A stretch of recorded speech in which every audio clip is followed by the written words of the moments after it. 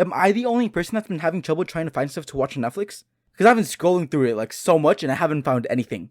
I've even started to ask people. I've started to ask for recommendations. It's fun, you know. It's fun to see the different types of things people like to watch. There's like a variety of people. There's always the people that watch the normal shows like Vampire Diaries, Big Mouth, and The Office. You know, like the quote unquote like normal shows.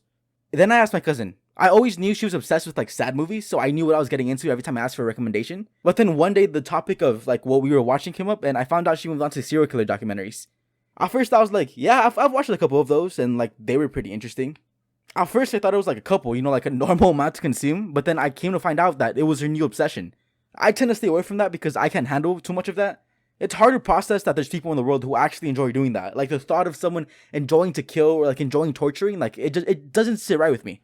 I'm already a really paranoid person. I don't like the thought of like maybe there being someone that wants to kill me because I fit into their like people that they like to like kill or get rid of. But being the good cousin that I am, instead of watching the stuff she recommended to me, I completely ignored that and went to Google to try to find out more about them. Yes, I know it probably wasn't a good idea, but I did it.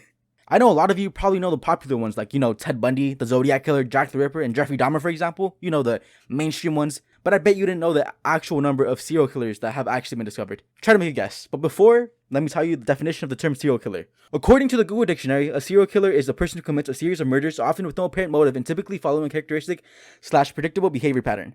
Now, I'm pretty sure a series of murders just means like more than 3, so keep that in mind as you make your guess. Here's 5 seconds. 5, 4, 3, 2, 1. You ready? In 2016, there were 3,204 according to Rare.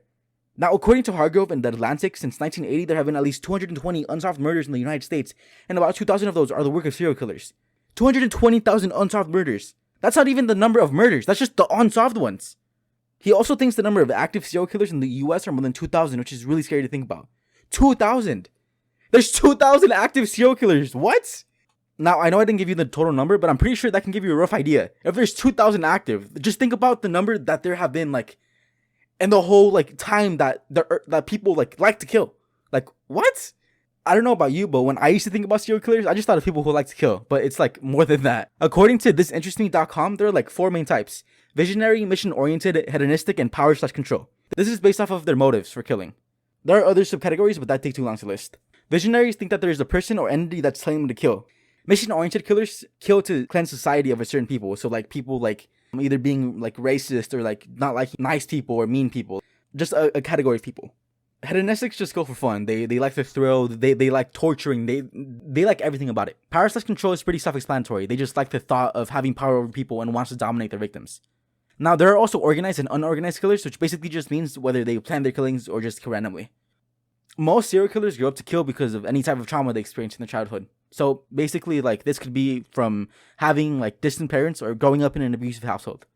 I already didn't want to live alone in the future, but this just makes me want to do less. I grew up hearing scary stories, like quote unquote real Reddit scary stories or whatever. I used to listen to this guy named like I think it was Blue Spooky, with like the occasional video from Creeps McPasta.